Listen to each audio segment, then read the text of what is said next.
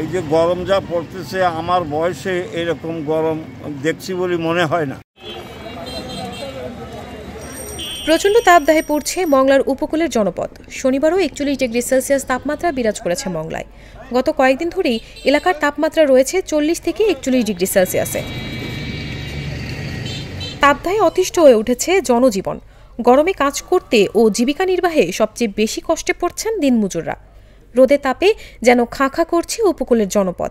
এই যে গরম যা পড়তেছে আমার বয়সে এরকম গরম দেখছি বলে মনে হয় না। মানুষ রাস্তাঘাটে চলাফেরা করতে পারতেছে না, বাচ্চা কাচ্চাও ঘরে থাকতে পারতেছে। অনেক গরম, গাড়ি চালাতে পারতেছি না, কত একগুলি দিয়ে আছি বসে থাকতেছি। এভাবে আমরা একটু বসে আবার এখন আবার বাড়ছে। এদিকে আপাতত বৃষ্টিপাতের কোনো সুখবর নেই এই অঞ্চলের জন্য বলে জানিয়েছে আবহাওয়া অফিস।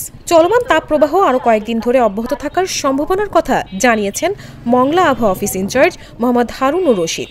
তিনি বলেন, এই মুহূর্তে খুলনা বিভাগে বৃষ্টিপাতের কোনো সম্ভাবনা নেই। তাপপ্রবাহ বয়ে যাবে আরও কয়েকদিন ধরেই।